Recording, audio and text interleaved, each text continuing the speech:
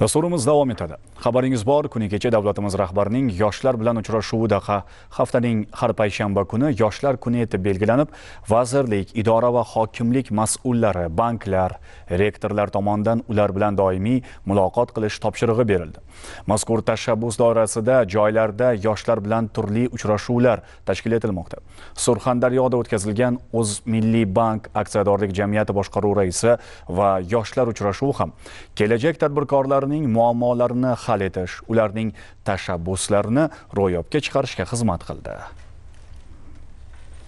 Termiz davlat universitetida bo'lib o'tgan ochiq muloqotda Oliy ta'lim, fan va innovatsiyalar vazirligi vakillari onlayn tarzda viloyatdagi mavjud 6 ta oliygohning 700 nafardan ortiq bitiruvchi talabalari, mas'ul tashkilotlar xodimlari ham ishtirok etishdi. So'z olganlar tomonidan bitiruvchilarni ish bilan ta'minlash, startap va biznes loyihalarini qo'llab-quvvatlash borasida amalga oshirilayotgan ishlar haqida ma'lumot berildi. Xususan, O'zmilliy bank aksiyadorlik jamiyati tomonidan yosh tadbirkorlarga imtiyozli kreditlar ajratish, bitiruvchilarni ishga joylashtirish bo'yicha yaratilgan sharoitlar xususida to'xtalib o'tildi. Qayd etilganidek, o'tgan davr mobaynida Kelajakka qadam dasturi doirasida 6000 nafardan ortiq bitiruvchi yoshlar tadbirkorlikka jalb etildi va ularning biznes tashabbuslarini qo'llab-quvvatlash maqsadida 378 milliard so'm mablag' ajratildi. Kuni kecha O'zbekiston Respublikasi Prezidenti yoshlar bilan muloqot o'tkazdilar va muloqot jarayonida bizga keng imkoniyatlar yaratildi tadbirkorlik doirasida. Bizning universitetimizda ham har bir yoshning tadbirkorlik loyihalari eshitildi va men Milliy bank tarafidan avval ham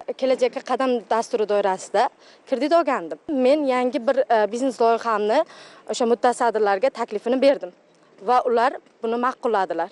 Uchrashuv davomida tashabbuskor talabalarning biznes loyihalari taqdimoti ham tashkil qilindi. Ishtirokchilar o'zlarining innovatsion g'oyalari, amalga oshirayotgan startap va ishlab chiqarish loyihalarini namoyish etish imkoniga ega bo'ldi. Shuningdek, talabalar bilan ochiq muloqot o'tkazilib, bildirilgan 30 dan ziyod takliflar, mulohazalari muhokama qilindi. Prezidentimiz bizga ulkan imkoniyatlar, shart-sharoitlar yaratib qo'ydi. Shulardan bittasi Kelajakka qadam loyihasi asosida kredit oldi. Hozirgi kunda zamonaviy tikish mashinkalarini olib, o'sha ishimni, biznesimni kattalashtirdim va elita pardalari tikish bilan shug'ullanyapman.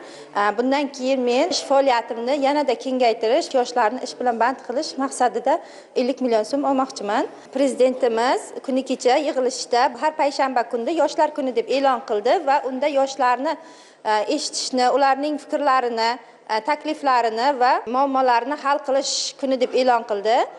Bunda yurtboshimizga kattakon rahmat aytmoqchimiz. Bizga shuncha shart-sharoitlar, imkoniyatlar yaratib qo'ydi. Tadbir yakunida ishtirokchilar bandlikni ta'minlash va biznes g'oyalarini moliyalashtirish borasida o'zaro hamkorlikni yanada kuchaytirish, zarur yordamlarni ko'rsatish yuzasidan kelishib oldi.